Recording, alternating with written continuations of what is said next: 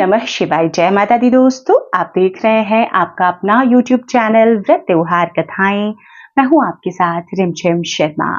आज इस वीडियो में मैं आपके साथ करवा चौथ व्रत पूजन की संपूर्ण विधि शेयर करने जा रही हूं। बहुत ही कम सामग्री के साथ, बहुत ही सरलता से अगर आप भी इस बार करवा चौथ का व्रत शुरू करना चाह रही हैं, चाहे आप नवविवाहिता हो, कुंवारी कन्या हो या कोई भी सुहागन महिला नया व्रत इस बार उठाना चाह रही हैं, तो किस प्रकार से बहुत ही कम सामग्री में आप करवा चौथ व्रत पूजन कर सकती हैं। देखिए, वीडियो अगर पसंद आए तो लाइक जरूर कीजिएगा, ज्यादा से ज्यादा लोगों तक शेयर कर दीजिएगा। करवा चौथ व्रत पूजन की सामग्री मैं आपके साथ पहले ही शेयर कर चुकी हूँ और बहुत सारी जानकारियां मैं लगातार आपके साथ शेयर कर रही हूँ। तो चलिए शुरू करते हैं कि पूजा विधि किस प्रकार से आपको रखनी है। देखिए, सबसे पहले तो जो हम पाटा लगाते हैं ना चौथ माता के लिए, इसमें दिशा आपको पूर्व की दिशा या उत्तर की दिशा ये ध्यान रखना है। आपके कमरे में जो भी उत्तर पूर्व की दिशा हो वहां लगाएं। लकड़ी का पाटा है ये, लकड़ी के पाटे पे लाल रंग के या पीले रंग के आप वस्त्र बिछा दें और इसके बाद में करवा माता की जो चौथ माता है उनकी फोटो यहाँ पर आपको स्थापित करनी है। अब इस फोटो में क्योंकि सभी देवी देवता हैं जिनका करवा चौथ के व्रत में पूजन होता है, जैसे प्रथम पूजनीय गणपति हैं, पूरे शिव परिवार का हम पूजन करते हैं, चौथ माता का चंद्रमा को अर्घ देते हैं, सूर्यदेव की उपासना के साथ व्रत की शुरुआत होती है और जो कहानी है उसके जो भी पात्र हैं इस फोटो में है। तो ये कैलेंडर फोटो बड़ी आसानी से बाजार में मिल जाता है, आप भी लाइए और इसी में संपूर्ण पूजन विधि कीजिए। अब देखिए, करवा चौथ के व्रत में करवा हम 2 लेते हैं। मैं 2 लेती हूँ, किन्हीं के यहाँ 1 करवा और 1 जलपात्र रखा जाता है, तो 2 करवा लिया है मैंने। करवा जिसमें ये टोटी है, मिट्टी का दोनों करवा है, आप पीतल का करवा यूज करती हैं वो भी कर सकती हैं, और जो पहली बार कर रहे हैं मिट्टी का करें, बहुत शुभ होता है। 1 करवा देखिए इसमें जल भरा हुआ है मैंने, और दूसरे करवे में पंचमेवा भरा हुआ है।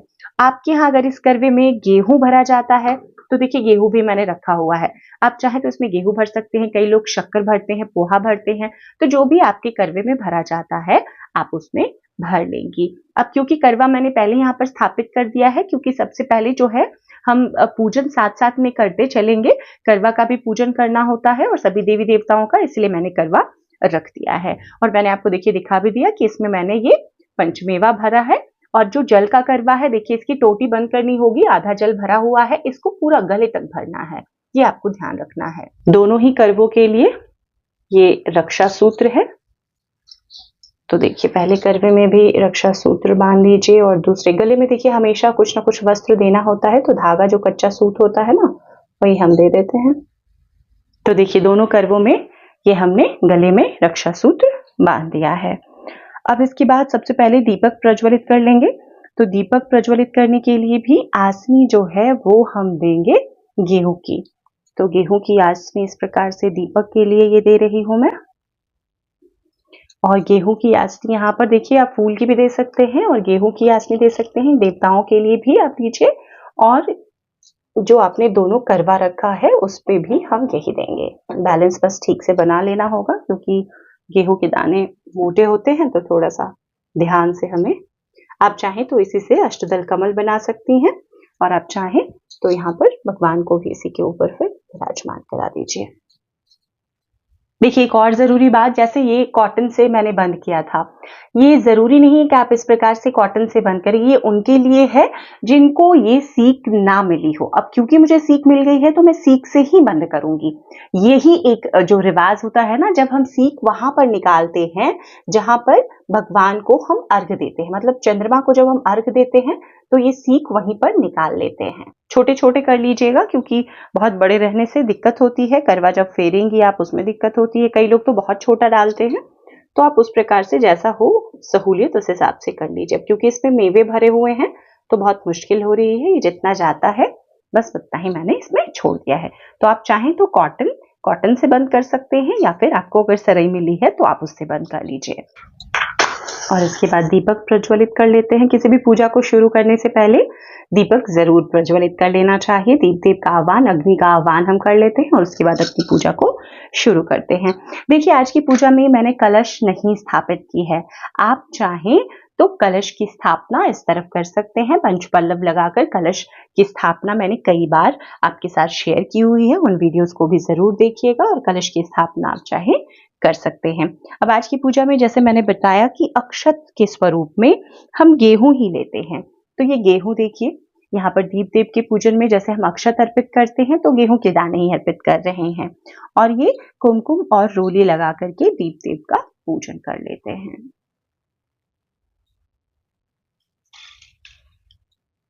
और इसके बाद में अब सभी देवी देवताओं का एक साथ में ही हम पूजन करेंगे। तो सबसे पहले स्नान का भाव करा लेते हैं। वैसे भी शुद्धि पहले भी एक बार हमने कर ली है, स्नान का भाव करा लिया, और उसके बाद आप अगर फोटो हैं आपके पास में और कैलेंडर हैं तो आप इस तरह से पोंछने का भाव कर सकते हैं। अब इसके बाद में हम अक्षत, जैसे कि मैंने अभी दीप देव के पूजन में अक्षत अर्पित किया, तो हम यहाँ पर देवताओं के नाम से भी अक्षत छोड़ेंगे। वस्त्र रूपी देखिए मैंने यहाँ पर पहले से ही माता को एक चुनरी अर्पित कर रखी है। दोनों ही करवों में हमने वस्त्र रूपी ये जो कच्चा सूत है कलावा वो बांध रखा है। तो ये कलावा आप चाहें, अगर चुनरी नहीं लेकर आए हैं नई, तो आप कलावा भी माता को वस्त्र स्वरूप में अर्पित कर सकते हैं। इसके बाद में सभी देवी देवताओं का तिलक करेंगे। करवा को भी देखिए आपको 5 जगह पर इस तरह से टीके लगा देने हैं। तो एक करवा को हमने लगा दिया टीका। ये देखिए करवा सजा हुआ है, नहीं तो अगर ये प्लेन करवा रहता तो इस पे आप शुभता की निशानियां बना सकते हैं, स्वास्तिक बना सकते थे। अब यहाँ पर देखिए प्रथम पूजनीय गणपति हैं, सबसे पहले उनको ही सिंदूर का तिलक अर्पित किया। चौथ माता है उनको अर्पित किया, माँ पार्वती हैं उनको अर्पित किया, और जितनी भी देवियां हैं ना इस फोटो में सबको आपको सिंदूर अर्पित करना है।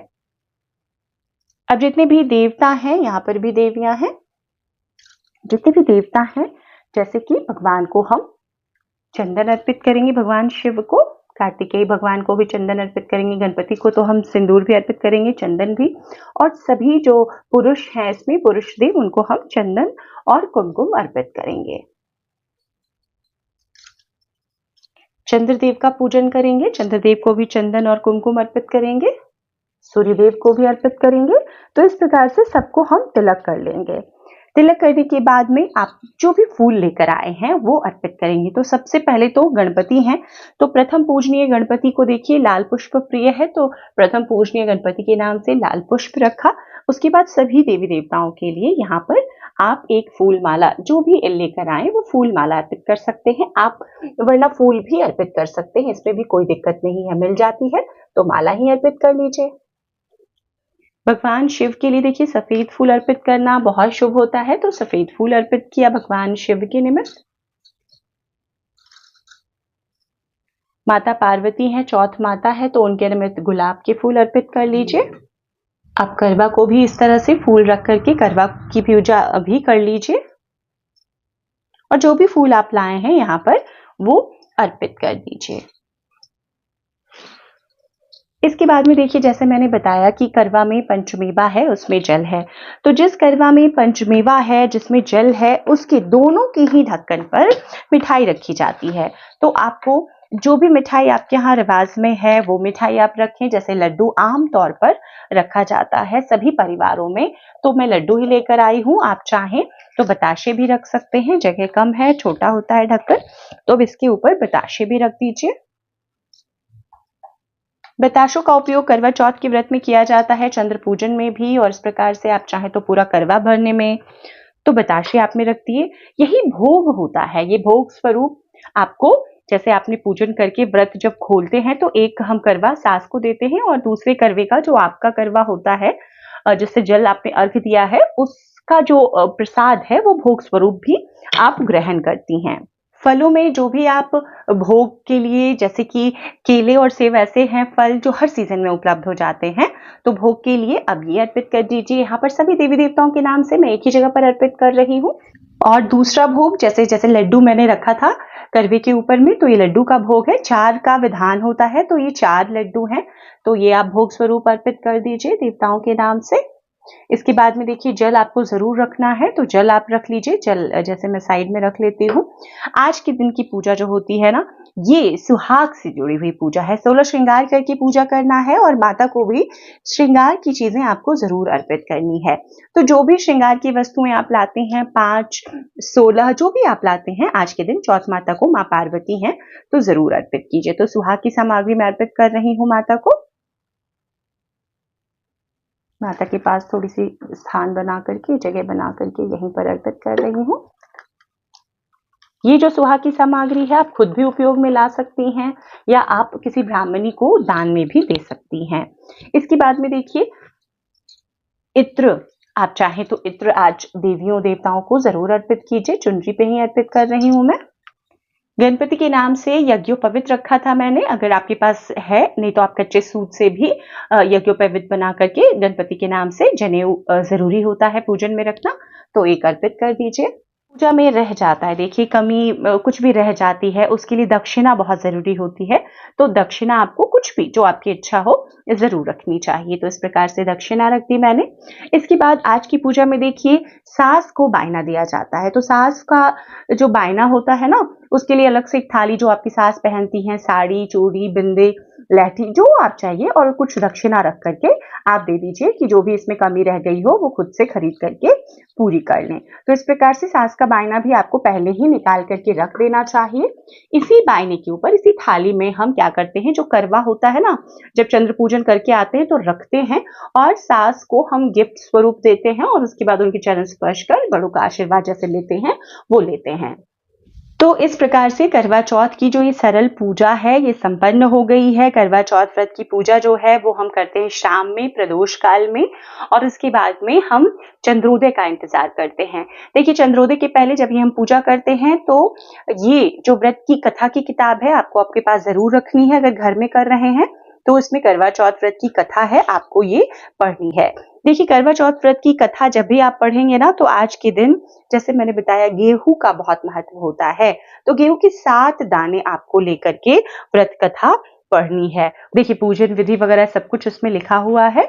और उसके बाद में ये साहूकार की जो कथा है करवा चौथ व्रत की, इस कथा को हम ये हाथ में 7 दाने गेहूं के, और कई जगहों पर देखिए 13 दानों का भी विधान होता है। तो हाँ, गेहूं के दाने जब भी आप लेंगे ना तो अपने दाहिने हाथ में रखेंगे। इसके बाद में आपको अपनी कथा जो है वो पढ़नी है। तो कथा जब आप संपन्न कर लेंगे उसके बाद में आपको आरती संपन्न करनी है। तो ये जो आपके हाथ में गेहूं के 13 दाने हैं, इसको आप जो जल का करवा है उसके अंदर ही डाल देंगे। तो आपको ये वाला दाना रखना है। ये जब चंद्र पूजन के लिए हम जाते हैं ना, ये दाना आप अपनी चुनरी में बांध करके या पूजन स्थल पर किसी सुरक्षित स्थान पर रख देंगी। यहाँ से जब करवा उठाएंगे उसमें ये दाने हम डाल देंगे। इसके बाद में अब हम करेंगे आरती। तो व्रत कथा हमने पूरी कर ली, अब आरती करेंगे। आपको ध्यान ये देना है, देखिए जैसे मैंने यहाँ पर सिधौरा रखा है, सिधौरा और चुनरी आपको जरूर पहननी है। ये मैंने बताया आपको, जब मैंने सामग्री भी बताई है तब भी बताया है।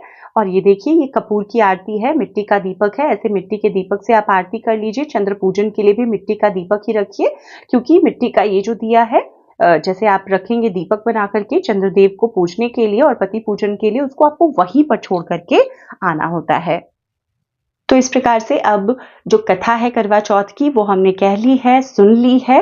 अब आरती करेंगे, तो आरती प्रथम पूजनीय गणपति की करेंगे, जय गणेश देवा, और उसके बाद भगवान शिव की ओम जय शिव ओमकारा, इस आरती को आज हम करके अपने इस पूजन को संपन्न करेंगे। इस पूजन के बाद देखिए हमें इंतजार करना होता है चंद्रोदय का। तो चंद्रोदय जब भी हो उसके बाद में हमें चंद्र पूजन के लिए छत पर, आंगन में या खुले स्थान पर जाना होता है, और वहां जाकर चंद्रोदय के बाद, चंद्र अर्घ के बाद में हमको पति पूजन करना होता है। उसके बाद पति के हाथों से ही आपको जो वहां पर व्रत खोलना है तो आप खोल सकती हैं। और उसके बाद आप जब नीचे आएंगी, अच्छा ये पूजन संपन्न कर लिया, इसके बाद जल आपको देखिए जरूर छोड़ना है। ये सारे काम जो हैं आपको चंद्रोदय के पहले कर लेने हैं और इसके बाद इंतजार करना है चंद्रोदय का। अब चंद्रमा के पूजन के लिए आप जाएंगी, देखिए अलग से मैं बताऊंगी, चंद्र पूजन के लिए जब आप जाएंगी तो थाली अलग से लगा लेंगी। उसमें क्या चाहिए होगा ये सब अलग वीडियो आपके साथ में शेयर करूंगी। उसके बाद जब पूजन करके आप आएंगी, ये देखिए जो करवा जल से भरा है, यही करवा आपको लेकर जाना है अपने चंद्र पूजन की थाली में। ये ढक्कन पर प्रसाद भोग है, इसको आप यहीं पर रखेंगे। आप वहां जाएंगे, उसमें से सीख निकालेंगे और वहीं पर आप चंद्रमा को अर्घ देंगे। चंद्रमा को अर्घ देने के बाद में आपको ऐसी ही एक छन्नी लेकर जाना है और इस छन्नी से पहले चंद्रमा को देखना है, इस पर एक दीपक रख करके, और उसके बाद उसी छन्नी से फिर अपने पति का चेहरा देखना है, पति का पूजन करना है, उन पर भी अक्षत पुष्प तिलक लगा करके उनको पूजना है और उनके हाथों से ही मीठा खा करके जो आप पूजन के लिए ले गई हैं, आपको अपना करवा चौथ का व्रत वहीं पर खोल लेना है। फिर आप नीचे आएंगी, उसके बाद जो ये आपने सास का बायना निकाला है ना, ये सास का बायना जो ये दूसरा करवा है जिसमें आपने मेवा मिष्टान फल जो भी आप रखते हैं भरते हैं या गेहूं भरते हैं, ये इस थाली में रख करके आपको सास के बायने पर रख करके अपनी सास को देना है, उनके चरण स्पर्श करने हैं और उसके बाद में उनसे आशीर्वाद लेकर शुद्ध सात्विक भोजन खा करके करवा चौथ व्रत को संपन्न कर लेना है। तो इस प्रकार से करवा चौथ व्रत की ये जो पूजा विधि है बहुत ही सरलता से मैंने संपन्न कर ली है।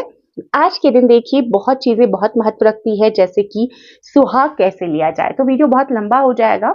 सुहाग लेने की जो विधि है संक्षिप्तता से मैं आपको बताऊंगी अलग वीडियो में। इस वीडियो को यहीं पर समाप्त करती हूँ और वीडियो अगर पसंद आ जाए तो लाइक जरूर कीजिएगा, ज्यादा से ज्यादा लोगों तक शेयर कर दीजिएगा ताकि वो भी सरलता से आसानी से इस बार करवा चौथ का व्रत संपन्न कर सकें। वीडियो देखने के लिए बहुत बहुत शुक्रिया। हर हर महादेव।